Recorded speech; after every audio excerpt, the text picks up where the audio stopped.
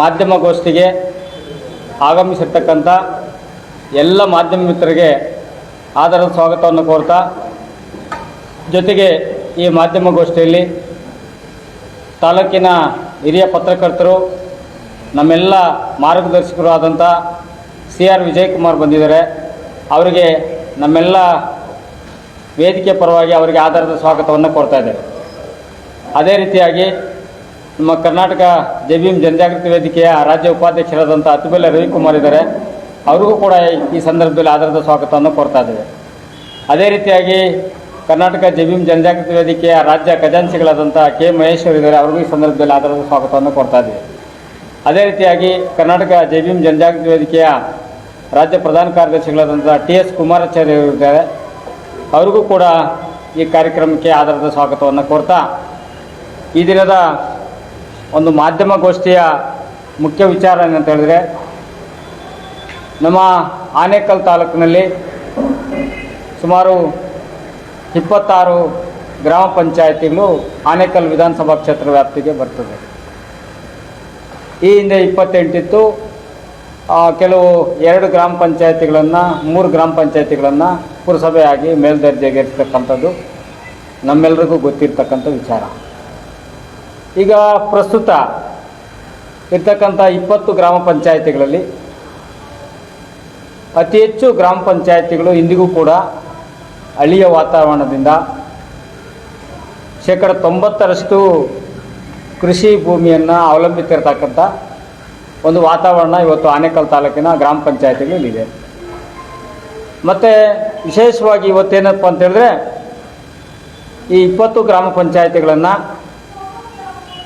ಪ್ರಸ್ತುತ ನಮ್ಮ ಆನೇಕಲ್ ವಿಧಾನಸಭಾ ಕ್ಷೇತ್ರ, ಇವತ್ತು ಆನೇಕಲ್ ತಾಲೂಕಲ್ಲಿ 28 ಗ್ರಾಮ ಪಂಚಾಯತಿಗಳಿದ್ದಾವೆ. ಅದರಲ್ಲಿ 8 ಗ್ರಾಮ ಪಂಚಾಯತಿಗಳನ್ನು ಹೊರತುಪಡಿಸಿ ಉಳಿದ 20 ಗ್ರಾಮ ಪಂಚಾಯತಿಗಳನ್ನು ಮೇಲ್ದರ್ಜೆಗೇರಿಸಬೇಕು ಅಂತಕ್ಕಂಥ ಒಂದು ಸುದ್ದಿ ಇತ್ತೀಚೆಗೆ ಒಂದು 6 ತಿಂಗಳಿಂದ ವಾಟ್ಸಪ್ಪು ಫೇಸ್ಬುಕ್ಕಲ್ಲಿ ಹರಿದಾಡಿದಾಗ ಇದು ಫೇಕ್ ನ್ಯೂಸು, ಇದು ಯಾರೋ ಕ್ರಿಯೇಟ್ ಮಾಡಿರ್ತಕ್ಕಂಥದ್ದು ಅಂಥೇಳಿ ಅದನ್ನು ಮತ್ತೊಮ್ಮೆ ಹಾಕಿದಾಗ ಎಲ್ಲರೂ ಕೂಡ ನಾವು ಅದನ್ನು ಫೇಕೇ ಇರ್ಬೋದು. ಯಾಕಂತೇಳಿದ್ರೆ ಆ ಒಂದು ಸುತ್ತೋಲೆಯಲ್ಲಿ ಯಾವುದೇ ಸರ್ಕಾರದ ಆದೇಶ ಸಂಖ್ಯೆಗಳಿರಲಿಲ್ಲ. ಈಗ ಕಳೆದ 3 ದಿನಗಳಿಂದ ಸನ್ಮಾನ್ಯ ಆನೇಕಲ್ ತಾಲೂಕ್ ಪಂಚಾಯತಿ ಕಾರ್ಯನಿರ್ವಹಣಾಧಿಕಾರಿಗಳು ಎಲ್ಲ ಗ್ರಾಮ ಪಂಚಾಯತಿಗಳಿಗೆ ತುರ್ತು ಅಂಥೇಳಿ ಒಂದು ಅಥೆಂಟಿಕ್ ಆಗಿ ಗ್ರಾಮ ಪಂಚಾಯತಿಗಳಿಗೆ ಈ ರೀತಿಯಾಗಿ 20 ಗ್ರಾಮ ಪಂಚಾಯತಿಗಳನ್ನು ಮೇಲ್ದರ್ಜೆಗೇರಿಸ್ತಾ ಇದ್ದೀವಿ, ಹಾಗಾಗಿ ನಮಗೆ ತುರ್ತು ವರದಿಯನ್ನು ಕೊಡಿ ಅಂಥೇಳಿ ಎಲ್ಲ ಗ್ರಾಮ ಪಂಚಾಯತಿಗಳಿಗೆ ಪತ್ರವನ್ನು ಕೊಟ್ಟಾಗ, ನಮಗೆ ಒಬ್ಬ ಕಾರ್ಯನಿರ್ವಹಣಾಧಿಕಾರಿಗಳೇ ಕೊಟ್ಟಾಗ ನಮಗೆ ಅಥೆಂಟಿಕ್ ಆಯಿತು. ಹಾಗಾಗಿ ನಾವು ಈ ಒಂದು ಸುದ್ದಿಗೋಷ್ಠಿಯನ್ನು ಕೊಡೋದಕ್ಕೆ ಅಥವಾ ವಿರೋಧವಾಗಿ ಅಥವಾ ಇದು ಅವೈಜ್ಞಾನಿಕವಾಗಿದೆ ಅಂತಕ್ಕಂಥದ್ದನ್ನು ನಾವು ಸಾರೆಲ್ಲ ಕೂತ್ಕೊಂಡು ಇದನ್ನು ವರದಿಗಳನ್ನು ನೋಡಲಾಗಿ ಇವತ್ತಿನ ಪರಿಸ್ಥಿತಿಯಲ್ಲಿ ಗ್ರಾಮ ಪಂಚಾಯತಿಗಳಿರೋದ್ರಿಂದ 5 ವರ್ಷಕ್ಕೊಮ್ಮೆ 515 ಜನ ಗ್ರಾಮ ಪಂಚಾಯತಿ ಸದಸ್ಯರಾಗಿ ಹೊರಹೊಮ್ಮುತ್ತಾರೆ. ಗ್ರಾಮ ಪಂಚಾಯತಿಗಳಿದೆ 550 ಜನ ಗ್ರಾಮ ಪಂಚಾಯತಿ, 20 ಜನ ತಾಲೂಕ್ ಪಂಚಾಯತಿ, 9 ಜನ ಜಿಲ್ಲಾ ಪಂಚಾಯತಿಯ ಪ್ರತಿನಿಧಿಗಳಾಗಿ ಹೊರಹೊಮ್ಮುತ್ತಾರೆ. ಇವತ್ತು ಈ ಮೇಲ್ದರ್ಜೆಗೇರಿಸಿದ್ರೆ ಈ 500 ಜನರಿಗೆ ಅನ್ಯಾಯ ಆಗ್ತದೆ, 20 ತಾಲೂಕ್ ಪಂಚಾಯತಿ ಕ್ಷೇತ್ರಗಳು ಅನ್ಯಾಯ ಆಗ್ತದೆ, 9 ಜಿಲ್ಲಾ ಪಂಚಾಯತಿ ಕ್ಷೇತ್ರಗಳು ಆಗ್ತದೆ. ಮತ್ತು ನಮ್ಮದೇನಪ್ಪ ಅಂತೇಳಿದ್ರೆ, ಇವತ್ತು ಕೆಲವು 2-3 ಗ್ರಾಮ ಪಂಚಾಯತಿಗಳು ಇವತ್ತು ಬಲಿಷ್ಠವಾಗಿದ್ದಾವೆ, ಆರ್ಥಿಕವಾಗಿದ್ದಾವೆ, ಜನಸಂಖ್ಯೆ ಹೆಚ್ಚಳವಾಗಿದೆ. ಅದನ್ನು ಮಾಡೋದ್ರಲ್ಲಿ ನಮ್ಮದೇನು ತಕರಾರಿಲ್ಲ. ಆದರೆ ಇವತ್ತು ಮೊದಲನೇದಾಗಿ ದೊಮ್ಸಂದ್ರ, ಎಮ್ರೆ, ಸರ್ಜಾಪುರ ಪಂಚಾಯತಿಗಳನ್ನು ನಗರಸಭೆ ಮಾಡಬೇಕು ಅಂತ ಹೊರಟಿದ್ದಾರೆ.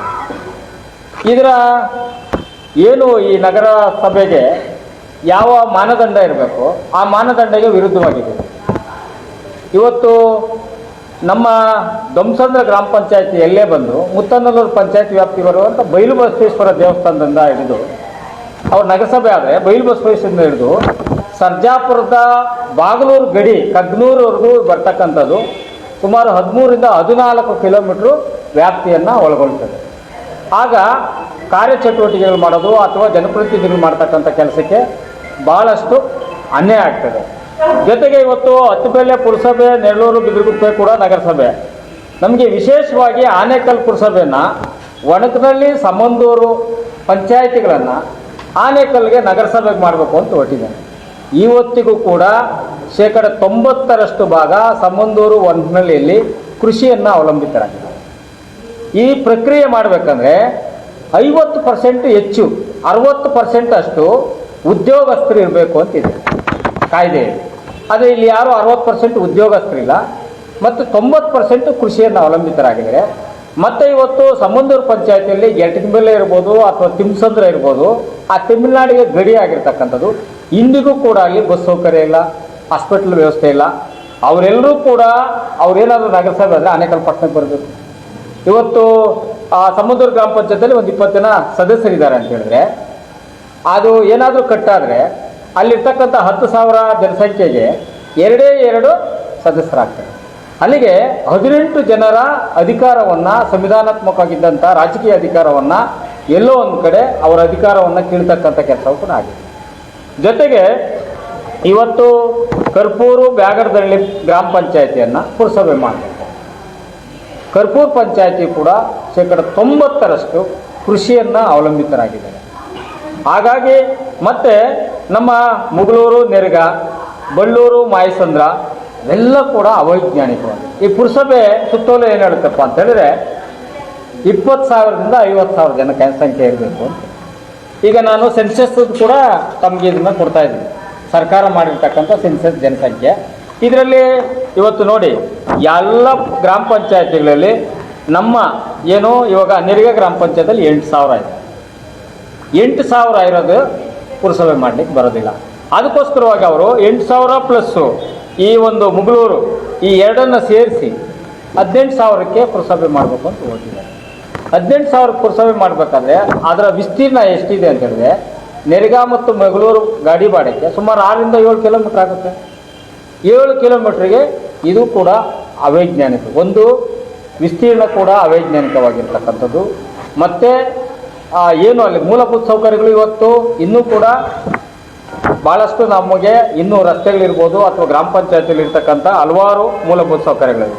ಇವತ್ತು ಜೊತೆಗೆ ಮುತ್ತನಲ್ಲೂರು, ಅಂದೇನಹಳ್ಳಿ, ಬಿಲ್ಲಾಪುರ, ಮುತ್ತನಲ್ಲೂರು ಗ್ರಾಮ ಪಂಚಾಯತಿ, ಅಂದೇನಹಳ್ಳಿ ಬಿಲ್ಲಾ ಪಂಚಾಯತಿ, ಬಿಲ್ಲಾಪುರ ಗ್ರಾಮ ಪಂಚಾಯತಿಗಳನ್ನು ಸೇರಿಸಿದ್ರೆ ಸುಮಾರು 7ರಿಂದ 8 ಕಿಲೋಮೀಟರ್ ಆಗುತ್ತೆ.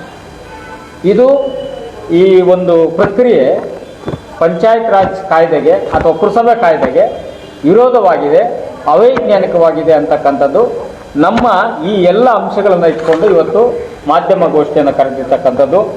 ಇವತ್ತು ನಮ್ಮ ಆನೇಕಲ್ ಪಟ್ಟಣದಲ್ಲಿ ಇವತ್ತು ದೊಮ್ಸಂದ್ರ, ಯಮರೆ, ಸರ್ಜಾಪುರ ಈ ಗ್ರಾಮ ಪಂಚಾಯತಿಗಳನ್ನು ನಗರಸಭೆಯನ್ನು ಮಾಡ್ತಕ್ಕಂಥದ್ದು. ಹತ್ತಬೆಲೆ ಪುರಸಭೆ, ನೆರಳೂರು, ಬಿದ್ರಗುಪ್ಪೆಯನ್ನು ನಗರಸಭೆ ಮಾಡ್ತಕ್ಕಂಥದ್ದು.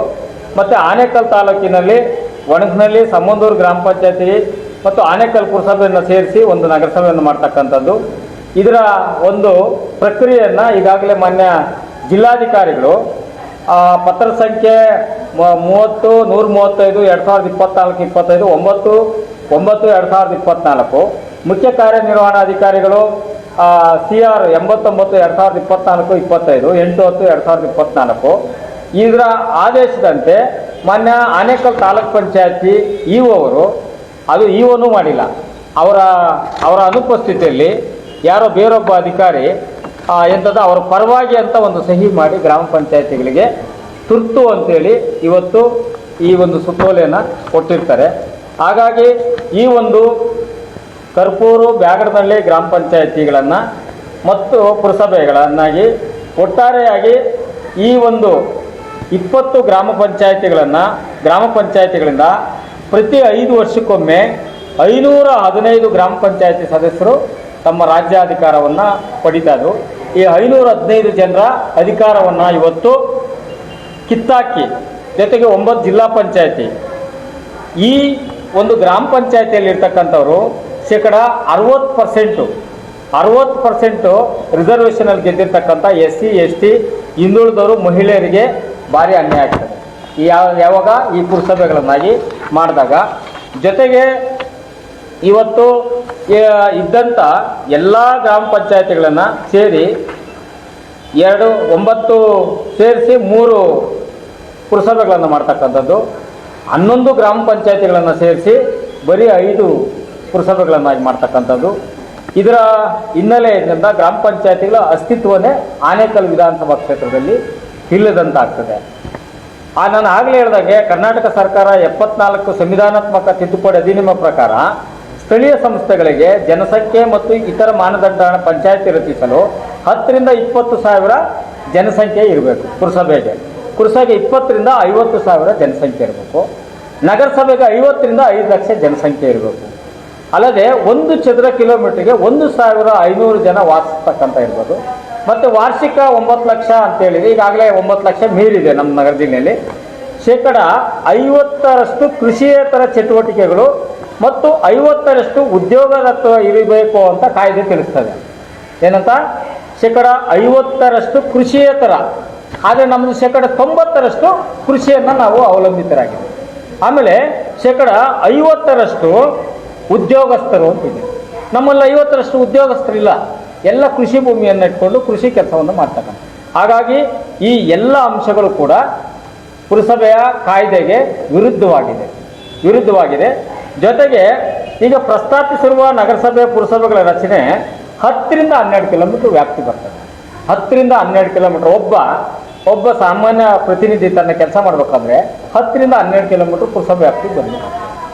ಈಗ ಉದಾಹರಣೆಗೆ ಮುತ್ತನಲ್ಲೂರು, ಅಂದೇನಹಳ್ಳಿ, ಬಿಲ್ಲಾಪುರ ಅಂತ ಮಾಡಿದ್ರು ಅಂತ ಇಟ್ಕೊಳ್ಳಿ. ಈ ಮುತ್ತನಲ್ಲೂರಿನಲ್ಲಿ ಸಿಂಗೇನಗರದಲ್ಲಿ ಇರ್ತಕ್ಕಂಥ ಒಬ್ಬ ಪ್ರಜೆ ತನ್ನ ಖಾತೆ, ಟ್ಯಾಕ್ಸು ಮತ್ತೊಂದು ವಗೈರೆ ಕಟ್ಟಬೇಕಾದ್ರೆ ಅದು ನಗರ ಬಸ್ಸುಗಳು ಓಡಾಡ್ತಕ್ಕಂಥ ಜಾಗದಲ್ಲಿ ಮಾಡ್ತಾರೆ, ಬಿಲ್ಲಾಪುರದಲ್ಲಿ ಮಾಡ್ತಾರೆ. ಬಿಲ್ಲಾಪುರಕ್ಕೆ ಮಾಡ್ಬೇಕಂದ್ರೆ ನಾವು ಮುತ್ತನಲ್ಲೂರು ಇದರಲ್ಲಿ ಧ್ವಂಸಂದ್ರಕ್ಕೆ ಹೋಗಿ, ಧ್ವಂಸಂದ್ರದಿಂದ ಸರ್ಜಾಪುರಕ್ಕೆ ಹೋಗಿ, ಸರ್ಜಾಪುರದಿಂದ ಬಿಲ್ಲೂರು. ಇಷ್ಟು ಪ್ರಕ್ರಿಯೆಯನ್ನು ಮಾಡ್ತಕ್ಕಂಥದ್ದು ಇದು ಸಂಪೂರ್ಣವಾಗಿ ಅವೈಜ್ಞಾನಿಕವಾಗಿರ್ತಕ್ಕಂಥದ್ದು. ಮತ್ತು ಕ್ಷೇತ್ರದಲ್ಲಿ 15 ಗ್ರಾಮ ಪಂಚಾಯತಿಗಳಲ್ಲಿ 80%, ನಾನು ಆಗಲೇ ಹೇಳ್ದಂಗೆ 80% ಕೃಷಿಯನ್ನು ಅವಲಂಬಿಸಿದ್ದಾರೆ. ಮತ್ತು ರೇಷ್ಮೆ, ಈ ಎಲ್ಲವನ್ನ ಕೂಡ. ಆಮೇಲೆ ಈ ಗ್ರಾಮ ಪಂಚಾಯತಿಗಳಲ್ಲಿ ಯಾವುದೇ ಚಿಹ್ನೆಗಳಲ್ಲಿ ಚುನಾವಣೆ ಆಗಲ್ಲ, ರಾಜಕೀಯ ಪಕ್ಷಗಳ ಚಿಹ್ನೆಯಲ್ಲಿ ಚುನಾವಣೆ ಆಗಲ್ಲ.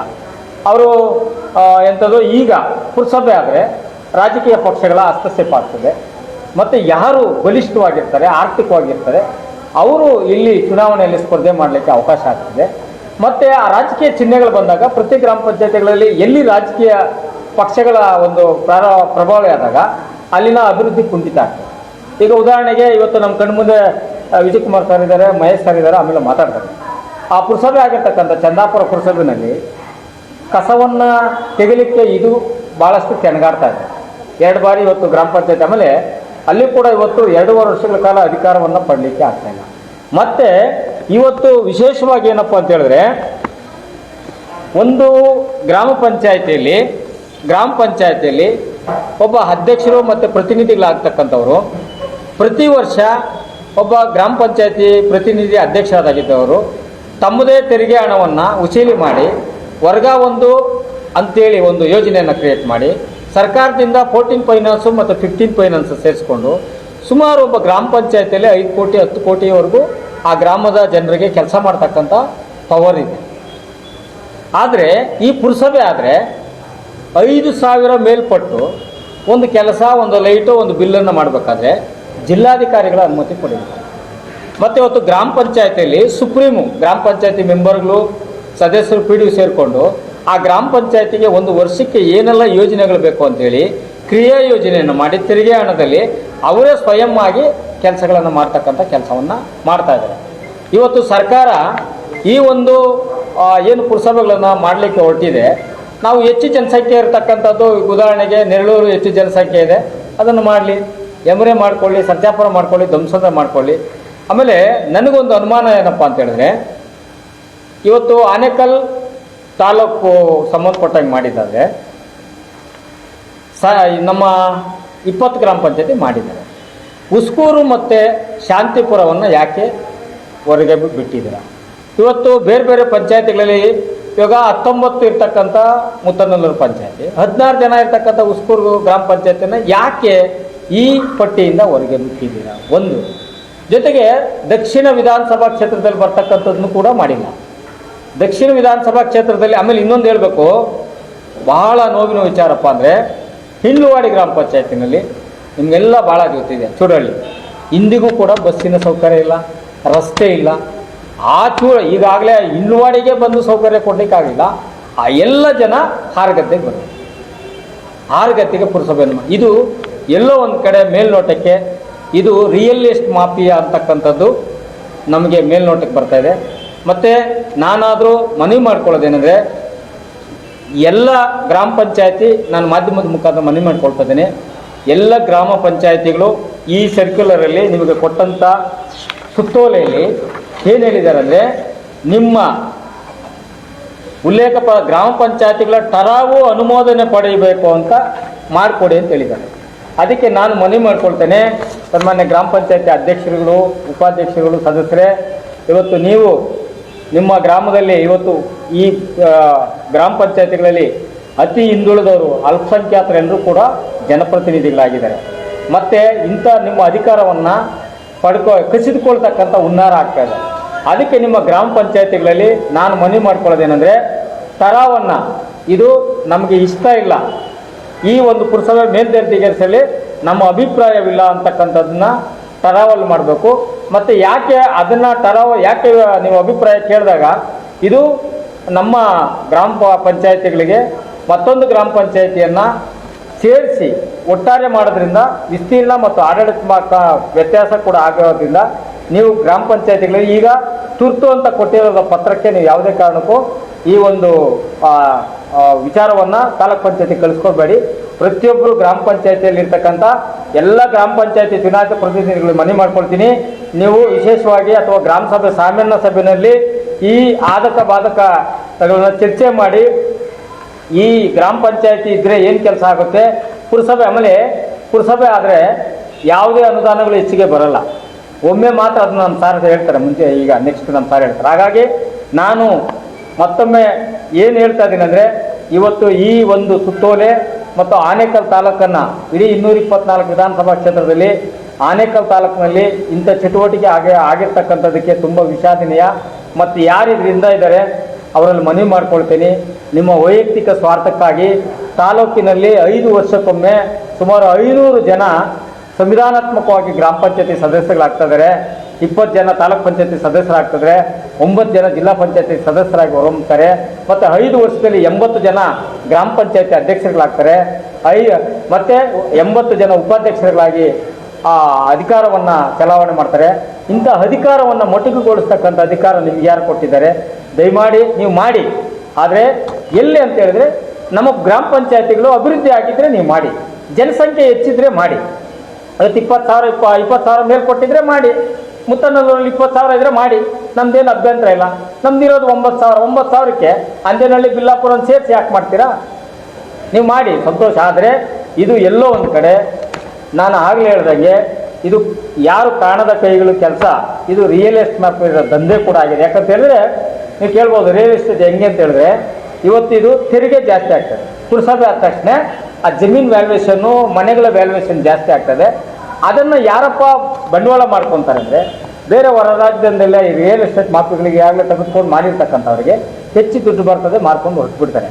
ಆಮೇಲೆ ಇದು ಮೇಲ್ದರ್ಜೆಗೆ ಏರಿಸಿದಾಗ, ಆಯ್ತಪ್ಪ ನಮ್ಮದೆಲ್ಲ ಮೇಲ್ದರ್ಜೆಗೆ ಏರಿಸ್ಬಿಟ್ರು, ನಮ್ಮ ಮನೆಗಳು ಮತ್ತೊಂದು ಎಲ್ಲ ಬೆಲೆ ಜಾಸ್ತಿ ಆಯಿತು. ಅದರೇ ರೀತಿಯಲ್ಲಿ ನಮ್ಮ ಸೌಕರ್ಯ ಒದಗಿಸ್ಬೇಕಲ್ಲ. ಇವತ್ತು ಗ್ರಾಮ ಪಂಚಾಯತಿನಲ್ಲಿ ಉಚಿತವಾಗಿ ನೀರು ಪಡ್ಕೊತಾ ಇದ್ದೀವಿ, ಪುರಸಭೆ ಅದ್ರ ನೀರಿಗೆ ದುಡ್ಡು ಕೊಡಬೇಕು, ಕರೆಂಟ್ ದುಡ್ಡು ಕೊಡಬೇಕು, ಮೀಟ್ರ್ ಹಾಕ್ತಾರೆ. ಎಲ್ಲವೂ ಕೂಡ ಬಡ ಜನರ ಮೇಲೆ, ಸಾಮಾನ್ಯ ಜನರ ಮೇಲೆ ಇವತ್ತು ಗ್ರಾಮ ಪಂಚಾಯತಿಯಲ್ಲಿ ವಾಸ ಮಾಡ್ತಕ್ಕಂಥ ಜನರು ಕೂಡ ಇದ್ರ ಬಗ್ಗೆ ಎಚ್ಚೆತ್ಕೋಬೇಕು. ನೀವು ಇತ್ತೀಚಿನ ದಿನಗಳಲ್ಲಿ ನೀವೆಲ್ಲ ಏನೆಲ್ಲ ಸೇವೆಗಳು ಕೊಡ್ತಾ ಇದೆ ಉಚಿತವಾಗಿ, ಅದಕ್ಕೆಲ್ಲ ಕೂಡ ಮುಂದಿನ ದಿನಗಳಲ್ಲಿ ನೀವು ದುಡ್ಡನ್ನು ಕಟ್ಟಬೇಕಾಗ್ತದೆ. ಈಗಾಗಲೇ ನಮ್ಗೆ ಹಲವಾರು ಸಮಸ್ಯೆಗಳು ಕಾಡ್ತದೆ, ಅದ್ರ ಜೊತೆಗೆ ಇದೊಂದು ಕೂಡ ಕಾಡ್ತದೆ. ಹಾಗಾಗಿ ನಾನು ಮಾಧ್ಯಮದ ಮುಖಾಂತರ ಇದರಲ್ಲಿ ಪಕ್ಷಾತೀತವಾಗಿ ಯಾವುದೇ ಪಕ್ಷ ಇರಲಿ, ಎಲ್ಲ ಪಕ್ಷದವರು ಕೂಡ ಈ ಒಂದು ಮೇಲ್ದರ್ಜೆಗೆ ಇರ್ತಕ್ಕಂಥ ಕ್ರಮ ಅವೈಜ್ಞಾನಿಕವಾಗಿದೆ ಅಂತಕ್ಕಂಥ ಖಂಡಿಸ್ತಕ್ಕಂಥ ಕೆಲಸವನ್ನು ಮಾಡಬೇಕಾಗ್ತದೆ. ಮತ್ತು ತಾಲೂಕಿನಲ್ಲಿರ್ತಕ್ಕಂಥ ಎಲ್ಲ ಪ್ರಗತಿಪರ ಸಂಘಟನೆಗಳು ಕೂಡ ಇದರ ಬಗ್ಗೆ ಚರ್ಚೆ ಮಾಡಿ, ಇದು ಪೂರಕ ಮತ್ತು ಬಾಧಕಗಳ ಬಗ್ಗೆ ಚರ್ಚೆ ಮಾಡಿ, ಒಂದು ವೇಳೆ ನಾನು ಹೇಳಿದ್ದೆ ಸುಪ್ರೀಂ ಅಲ್ಲ, ನೀವು ಕೂಡ ಯೋಚನೆ ಮಾಡಿ. ಈಗಾಗಲೇ ನೋಡಿ, ನಮ್ಮ ಗ್ರಾಮ ಪಂಚಾಯತಿಗಳಿಗೆ ಚಂದಾಪುರ ಆಯಿತು, ಹತ್ಬೇಲ್ ಆಯಿತು. ಗ್ರಾಮ ಪಂಚಾಯತಿ ಇದ್ದಾಗ ಯಾವ ಸೌಕರ್ಯ ಆಯಿತು, ಪುರಸಭೆ ಆದಮೇಲೆ ಅಲ್ಲಿನ ಜನ ಒಂದು ಖಾತೆ ಮಾಡೋಕ್ಕೆ ಎಷ್ಟು ಒದ್ದಾಡ್ತಾ ಇದ್ದಾರೆ, ಒಂದು ಕುಡಿಯೋ ನೀರಿಗೆ ಎಷ್ಟು ಒದ್ದಾಡ ಮಾಡ್ತಾ ಇದ್ದಾರೆ. ಇವೆಲ್ಲವನ್ನು ಮನೆ ತಗೊಂಡು ಪಕ್ಷಾತೀತವಾಗಿ ಜನಪ್ರತಿನಿಧಿಗಳು ಇದ್ರ ಬಗ್ಗೆ ಹೋರಾಟವನ್ನು ಮಾಡಿ ಸರ್ಕಾರದ ಗಮನ ತೆಗೆದು ಇದನ್ನು ಕೈ ಬಿಡಬೇಕು ಅಂತಕ್ಕಂಥದ್ದನ್ನು ಮತ್ತು ಗ್ರಾಮ ಪಂಚಾಯತಿಗಳಾಗಿ ಮುಂದುವರಿಸಬೇಕು ಅಂತಕ್ಕಂಥದ್ದನ್ನು ಎಲ್ಲ ಪಕ್ಷದ ಪ್ರತಿನಿಧಿಗಳು ನೀವು ಮಾಡಬೇಕು ಅಂತ ಒಂದು.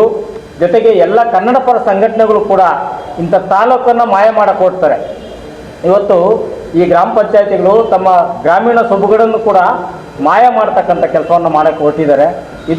ಇದು ಸಂವಿಧಾನಾತ್ಮಕವಾಗಿ ನಮ್ಮೆಲ್ಲರಿಗೂ ಕೂಡ ಮಾಡ್ತಕ್ಕಂಥ ಸಾಮಾನ್ಯ ಜನರಿಗೆ ಮಾಡ್ತಕ್ಕಂಥ ಅನ್ಯಾಯ. ಹಾಗಾಗಿ ಪ್ರಗತಿಪರ ಸಂಘಟನೆಗಳವರು, ದಲಿತ ಪರ ಸಂಘಟನೆಗಳವರು ಮತ್ತು ಎಲ್ಲ ಪಕ್ಷದ ಮುಖಂಡಗಳು ಎಚ್ಚೆತ್ತುಕೊಂಡು, ಆಮೇಲೆ ಎಲ್ಲ ಗ್ರಾಮ ಪಂಚಾಯತಿ ಅಧ್ಯಕ್ಷರುಗಳು, ಉಪಾಧ್ಯಕ್ಷರುಗಳು, ಚುನಾಯಿತ ಸದಸ್ಯರುಗಳು ನಿಮ್ಮ ಪಂಚಾಯತಿನಲ್ಲಿ ನಿಮ್ಮ ಗಮನಕ್ಕೆ ಬರೆದಿರೋ PDO ಏನಾದರೂ ಈ ಸುತ್ತೋಲೆಗೆ ಮನವಿ ಪಟ್ಟಿದ್ರೆ ಅದನ್ನು ಖಂಡಿಸಿ ನಿಮ್ಮ ಇದು ನೀವು ಅನುಮೋದನೆ ನಮ್ಗೆ ಇಷ್ಟ ಇಲ್ಲ. ಯಾಕಂತ ಹೇಳಿದ್ರೆ ಕಾನೂನು ವಿರುದ್ಧವಾಗಿದೆ, ಪಂಚಾಯತ್ ಆಡಳಿತ ವಿರುದ್ಧವಾಗಿದೆ. ಹಾಗಾಗಿ ನಾವು ಒಕ್ಕೊರಲಿಂದ ವಿರೋಧ ಮಾಡ್ತೀವಿ ಅಂತ ಒಂದು ನೀವು ಅದನ್ನು ಟರಾವ್ನಲ್ಲಿ ವಿರೋಧವನ್ನು ವ್ಯಕ್ತಪಡಿಸಬೇಕು ಅಂತಕ್ಕಂಥ ವಿಚಾರವನ್ನು ತಿಳಿಸ್ಕೊಡ್ತಾ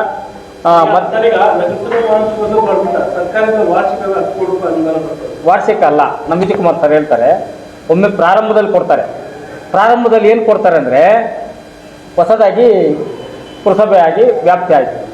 ಅಲ್ಲಿನ ಆಡಳಿತವಾಗಿ ಕಂಪ್ಯೂಟ್ರು, ಲ್ಯಾಪ್ಟಾಪು, ಚೇರುಗಳು ಅವ್ರಿಗೆ ಹೈಟೆಕ್ಗೆ AC ಪ್ಯಾನಲ್ಗಳು, AC ಆಫೀಸ್ಗಳು ಮಾಡ್ಕೊಂಡು ಕೊಡ್ತಾರೆ. ಈಗ ಆಗಿರ್ತಕ್ಕಂಥದ್ದು ಉದಾಹರಣೆಗೆ ಚಂದಾಪುರ ಬಂಸಂದ್ರೆ ನೋಡಿ ಯಾವುದಿಲ್ಲ, ನಗರೋತ್ಥಾನ ಯೋಜನೆ ಬರ್ತದೆ. ಆಮೇಲೆ ಅದರಲ್ಲಿ ಏನಾಗ್ತದೆ, ಈಗ ಗ್ರಾಮ ಪಂಚಾಯತಿಯಲ್ಲಿ ರಾಜಕೀಯ ಇಲ್ಲ, ಈ ಸಿಂಬಲ್ ಇವೆಲ್ಲ ಆದಾಗ ರಾಜಕೀಯ ಬಂದಾಗ ಏನಾಗ್ತದೆ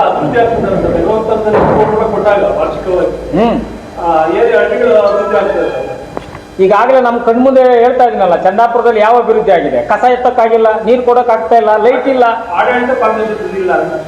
ಜೊತೆಗೆ ಇವತ್ತು ಇಲ್ಲಿ ಚುನಾಯಿತ ಪ್ರತಿನಿಧಿಗಳೇ ಜನರಿಗೆ ಸೌಕರ್ಯವನ್ನು ಒದಗಿಸ್ತಾರೆ. ಪುರಸಭೆ, ನಗರಸಭೆ ಆದರೆ ಅಧಿಕಾರಿಗಳೇ ರಾಜರು, AC ಅವರು, DC ಅವರು, ಮುಖ್ಯಾಧಿಕಾರಿಗಳು. ಇವರು 3 ಜನ ಮಾತ್ರ ಆಡಳಿತವನ್ನು ನಡೆಸ್ಕೊಂಡು ಹೋಗ್ತಾರೆ. ಅವರು ಸುಪ್ರೀಂ ಆಗಿ ನಡೆಸ್ತಾರೆ. ಇನ್ನು ಉಳಿಕೆ ಆಗಿರ್ತಕ್ಕಂಥವರು ಮೂಕರಂತೆ ಕೂತ್ಕೊಂತಾರೆ. ಆದರೆ ಗ್ರಾಮ ಪಂಚಾಯತಿಯಲ್ಲಿ ಒಬ್ಬ ಸಾಮಾನ್ಯ ಸದಸ್ಯನು ಕೂಡ ತನ್ನ ವ್ಯಾಪ್ತಿಯಲ್ಲಿರ್ತಕ್ಕಂಥ ಜನರಿಗೆ ಮೂಲಭೂತ ಸೌಕರ್ಯಗಳನ್ನು ಒದಗಿಸಲಿಕ್ಕೆ ಅವಕಾಶ ಆಗ್ತದೆ. ಆಮೇಲೆ ಅದು 10 ಕೋಟಿ ಬರ್ತದೆ, 20 ಕೋಟಿ ಬರ್ತಕ್ಕಂಥದ್ದು. ಅದು ಯಾವಾಗ ಅಂತ ಹೇಳಿದ್ರೆ ನಮ್ಮದು ಅಭಿವೃದ್ಧಿ ಹೆಚ್ಚು ಆದಾಗ ಅದು ಮಾಡ್ಲಿಕ್ಕೆ ಸಾಧ್ಯ. ಈಗ 10 ಕೋಟಿ ಬಂತು ಅಂತ ಇಟ್ಕೊಳ್ಳಿ, ಒಂದು ಗ್ರಾಮ ಪಂಚಾಯತಿಗೆ 10 ಕೋಟಿ ಬಂತು ಅಂದರೆ ಅವರು ರಸ್ತೆಗಂತ ಕೊಡ್ತಾರೋ, ನೀರಿಗಂತ. ಇವತ್ತು ಎಷ್ಟೋ ಗ್ರಾಮ ಪಂಚಾಯತಿಗಳಲ್ಲಿ ಒಳಚರಂಡಿ ವ್ಯವಸ್ಥೆ ಇಲ್ಲ. ಒಂದು ಸ್ಕೀಮ್ಗೆ ಹೋಗ್ಬಿಡ್ತದೆ, ನಿಮಗೆ ಒಂದೇ ಒಂದು ಯೋಜನೆಗೆ ಹೋಗ್ಬಿಡ್ತದೆ. ತದನಂತರದಲ್ಲಿ ನಮ್ಗಲ್ಲಿ ಮೂಲಭೂತವಾಗಿ ಇವತ್ತು ಆರೋಗ್ಯ ಸೇವೆ ಒದಗಿಸ್ಬೇಕು. ಎಷ್ಟು ಕಡೆ ಹಾಸ್ಪಿಟಲ್ಸ್ ಇದ್ದಾವೆ? ಇವತ್ತು ಸಮುದ್ರದಲ್ಲಿ ಹಾಸ್ಪಿಟ್ಲ್ ಇದೆಯಾ? ಆನೆಕಲ್ಗೆ ಬರಬೇಕು. ಇಂಡ್ವಾಡಿಯಲ್ಲಿ ಇದ್ರೂ ಕೂಡ ಆನೆಕಲ್ಗೆ ಬರಬೇಕು.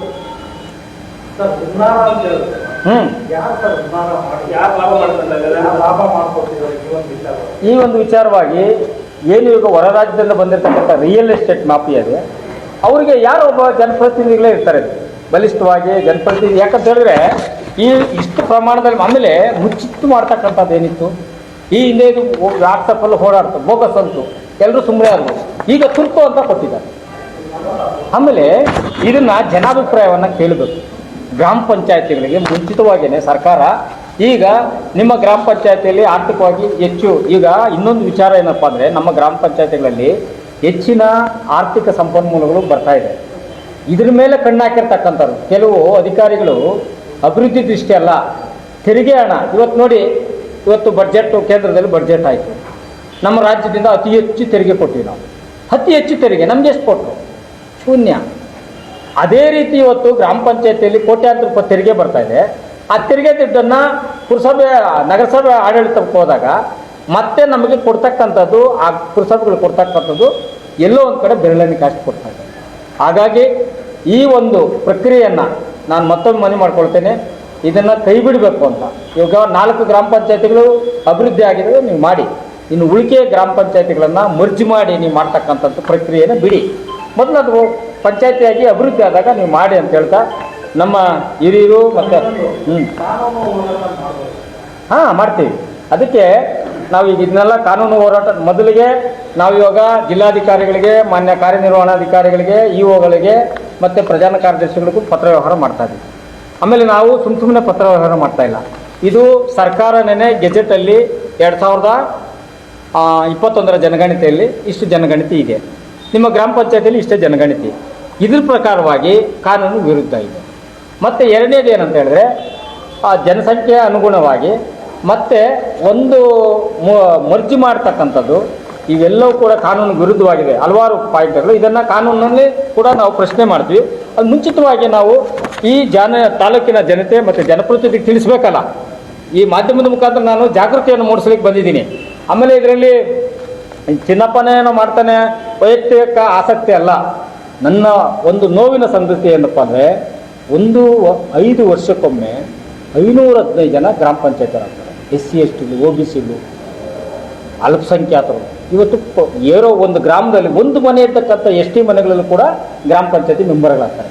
ಅದೇ ನೀವು ಪುರಸಭೆ ಆಗ್ಬಿಟ್ಟು ಈಗ ಉದಾಹರಣೆಗೆ ಒಂದು ಜನರಲ್ ಆಗಿ ಬರೋಣ. ಇವತ್ತು ಆನೇಕಲ್ ನಗರಸಭೆ ಆಗ್ತದೆ, ಸಮಂದೂರು ಮತ್ತು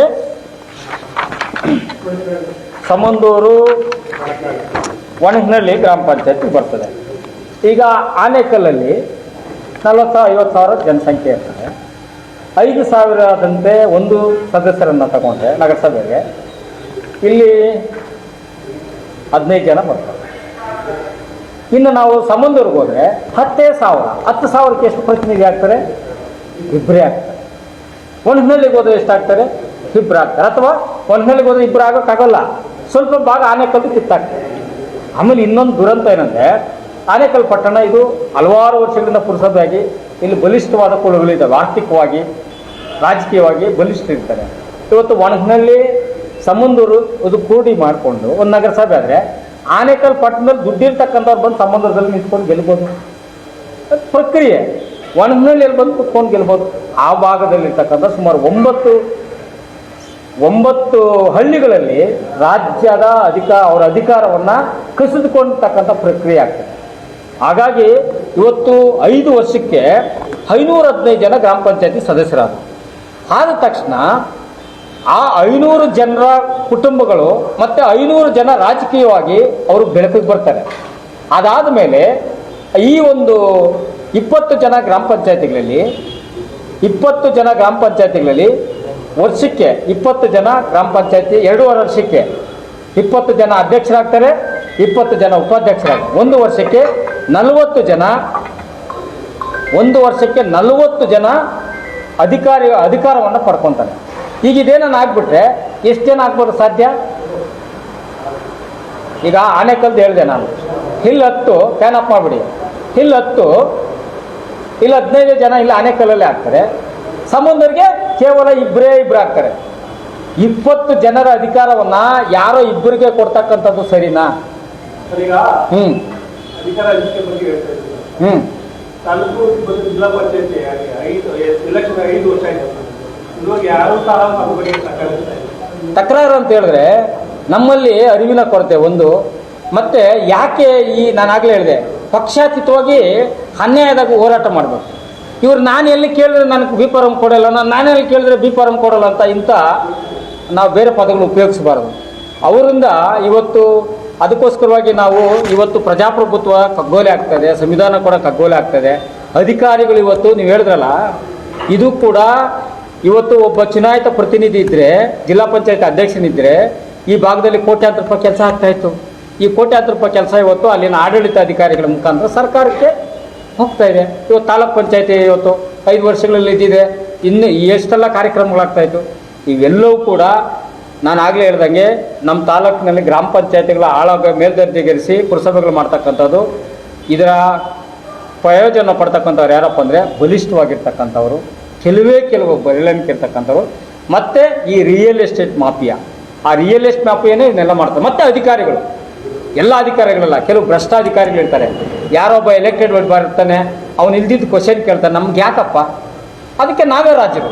ಇವತ್ತು ತಾಲೂಕ್ ಪಂಚಾಯತಿ, ಜಿಲ್ಲಾ ಪಂಚಾಯತಿ ನಮ್ಮ ಕ್ಷೇತ್ರದಲ್ಲಿ ಆಗಿಲ್ಲ, ಯಾರೋ ಅಧಿಕಾರಿಗಳನ್ನ ಹಾಕ್ಕೊಂಡು ಅವರೇ ರಾಜ್ಯದ ಥರ ಮೆರೀತಾ ಇದ್ದಾರೆ. ಸಂವಿಧಾನಾತ್ಮಕವಾಗಿ ಇದ್ದಂಥ ಅಧಿಕಾರವನ್ನು ಕಿತ್ಕೊಂಡು ಇವ್ರು ಮಾಡ್ತಾ ಇದ್ದಾರೆ. ಹಾಗಾಗಿ ಇವತ್ತು ಗ್ರಾಮ ಪಂಚಾಯತಿ ಅಧಿಕಾರಿಗಳಲ್ಲಿ ಮನವಿ ಮಾಡ್ಕೊಳ್ತೇನೆ, ಚುನಾಯಿತ ಸದಸ್ಯಗಳಲ್ಲಿ ಮಾಧ್ಯಮದ ಮುಖಾಂತರ ನಿಮ್ಗೆ ಅರಿವು ಮೂಡಿಸ್ತಾ ಇದ್ದೀನಿ. ಇನ್ನು ಮುಂದಿನ ದಿನಗಳಲ್ಲಿ ನೀವು ಯಾರು ಗ್ರಾಮ ಪಂಚಾಯತಿ ಸದಸ್ಯರಾಗಲಿಕ್ಕಾಗಲ್ಲ. ನೀವು ಇವತ್ತು ಒಂದು ಲೈಟ್ ಇಲ್ಲ ಅಂದರೆ ಅರ್ಧ ಗಂಟೆಯಲ್ಲಿ ಲೈಟ್ ಹಾಕ್ಸ್ತೀರಾ, ಚರಂಡಿ ಕ್ಲೀನ್ ಆಗಬೇಕಂದ್ರೆ ಒಂದು ದಿನದಲ್ಲಿ ಚರಂಡಿ ಕ್ಲೀನ್ ಮಾಡ್ತೀರಾ, ಒಂದು ಬಲ್ಪ್ ಹಾಕ್ಸ್ತೀರಾ, ಯಾರೋ ಒಬ್ಬರಿಗೆ ಸಹಾಯ ಮಾಡ್ತೀರಾ. ಆದರೆ ಪುರಸಭೆ ಆದರೆ ಇವೆಲ್ಲವೂ ನಿಷ್ಕ್ರಿಯ ಆಗ್ತದೆ. 5,000 ಮೇಲ್ಪಟ್ಟು ನೀವೇನಾದರೂ ಅನುದಾನವನ್ನು ಖರ್ಚು ಮಾಡಬೇಕಾದ್ರೆ ಜಿಲ್ಲಾಧಿಕಾರಿಗಳ ಹತ್ರ ಹೋಗ್ಬೇಕು, AC ಹತ್ರ ಹೋಗ್ಬೇಕು. ಹಾಗಾಗಿ ನೀವು ಇದನ್ನೆಲ್ಲ ಚರ್ಚೆ ಮಾಡಿ ಇದು ನಾವು ಅರಿವು ಮೂಡಿಸ್ತಕ್ಕಂಥ ಕಾರ್ಯಕ್ರಮವನ್ನು ಮಾಧ್ಯಮದ ಮುಖಾಂತರ ಮಾಡ್ತಾ ಇದ್ದೀನಿ. ನೀವೆಲ್ಲರೂ ಗ್ರಾಮ ಪಂಚಾಯತಿಗಳಲ್ಲಿ ಈ ಅರ್ಜಿಗೆ ಸಾಮಾನ್ಯ ಸಭೆಯಲ್ಲಿಟ್ಟು ಇದರ ಆದ್ಯಕ ಬಾಧಕಗಳನ್ನು ಚರ್ಚೆ ಮಾಡಿಕೊಂಡು ನೀವು ಇಒಗಳಿಗೆ ಪತ್ರ ಕೊಡಬೇಕು ಅಂತಕ್ಕಂಥ ತಿಳಿಸ್ತಾ ವಿಜಯ್ ಕುಮಾರ್ ಸರ್ ಅವ್ರನ್ನ ಕುರಿತು ಮಾತಾಡಬೇಕು ಅಂತೇಳಿ ಮನವಿ ಮಾಡ್ಕೊಳ್ತೀನಿ. ಮಾಧ್ಯಮದ ಸ್ನೇಹಿತರಿಗೆ ಸ್ವಾಗತವನ್ನು ಬಯಸುತ್ತಾ, ಈಗಾಗಲೇ ಕರ್ನಾಟಕ ಜೈ ಭೀಮ್ ಜನಜಾಗೃತಿ ವೇದಿಕೆಯ ಅಧ್ಯಕ್ಷರಾಗಿದ್ದ ಚಿನ್ನಪ್ಪನವರು ಸಾಕಷ್ಟು ವಿಚಾರಗಳನ್ನು ಹೇಳಿದ್ದಾರೆ. ಆನೇಕಲ್ ತಾಲೂಕಿನಲ್ಲಿ ಇವತ್ತು 5 ನಗರಸಭೆ ಮತ್ತು 3 ನಗರಸಭೆ ಮತ್ತು 5 ಪುರಸಭೆಗಳನ್ನು ಮಾಡಲು ಹೊರಡ್ತಾ ಇದೆ. ಆನೇಕಲ್ ತಾಲೂಕು ಅಂದರೆ 28 ಗ್ರಾಮ ಪಂಚಾಯತಿಗಳನ್ನು ಒಳಗೊಂಡಂಥ ಒಂದು ಕ್ಷೇತ್ರ. ಅದರಲ್ಲಿ ಬೆಂಗಳೂರು ದಕ್ಷಿಣದಲ್ಲಿ 6 ಮತ್ತು ಆನೇಕಲ್ ವಿಧಾನಸಭಾ ಕ್ಷೇತ್ರದಲ್ಲಿ 22 ಬರ್ತವೆ. ಇವತ್ತು ಈ ಒಂದು ಪತ್ರಿಕಾಗೋಷ್ಠಿಯನ್ನು ಏರ್ಪಡಿಸುವ ಮುಖ್ಯ ಉದ್ದೇಶ ಈ ಗ್ರಾಮ ಪಂಚಾಯಿತಿಗಳ ಆನೇಕಲ್ ವಿಧಾನ ಕ್ಷೇತ್ರದ ಗ್ರಾಮ ಪಂಚಾಯಿತಿಗಳನ್ನು ಮೇಲ್ದರ್ಜೆಗೆ ಏರಿಸುವಂಥ ಕೆಲಸ ನಡೀತಾ ಇದೆ. ಇದು ಒಂದು ರೀತಿಯಲ್ಲಿ ಭಾಳಷ್ಟು ಅನಾನುಕೂಲವಾದಂಥ ವಿಚಾರಗಳನ್ನು ಸಾಕಷ್ಟು ಚಿನ್ನಪ್ಪನವರು ಹೇಳಿದ್ದಾರೆ, ಅಂಕಿಅಂಶಗಳು ಇದೆ. ನಾನು ಅದನ್ನು ಬಿಟ್ಟು ಮುಂದಿನ ಏನೇನು ಸಮಸ್ಯೆಗಳಾಗ್ಬೋದು ಅಂತ ಹೇಳ್ತೀನಿ. ಮುಖ್ಯವಾಗಿ ಗ್ರಾಮ ಪಂಚಾಯಿತಿಗಳಲ್ಲಿ 15 ಜನ 20 ಜನ ಸಿಬ್ಬಂದಿಗಳು ಪೂರ್ತಿ ಇಡೀ ಪಂಚಾಯಿತಿಯನ್ನು ನಿರ್ವಹಣೆ ಮಾಡ್ತಾರೆ. ಆದರೆ ಒಂದು ಪುರಸಭೆ ಬಂದ ಮೇಲೆ ಸುಮಾರು 100 ಜನ ಅಧಿಕಾರಿ, ಸಿಬ್ಬಂದಿ, ಪೌರ ಕಾರ್ಮಿಕರು, ವಾಟರ್ ಮ್ಯಾನ್ಗಳು ಎಲ್ಲರೂ ಸೇರಿ 100 ಜನ ಬೇಕಾಗ್ತದೆ ಪುರಸಭೆಗೆ. ಒಂದು ನಗರಸಭೆಗೆ 200 ರಿಂದ 250 ಜನ ಬೇಕಾಗ್ತದೆ. ಒಂದು ಪುರಸಭೆ ಅಸ್ತಿತ್ವಕ್ಕೆ ಬಂದ ನಂತರ ಆ ಪುರಸಭೆಯಲ್ಲಿ ಸರ್ಕಾರ ಯಾವುದೇ ನೇಮಕಾತಿಯನ್ನು ಮಾಡೋದಿಲ್ಲ.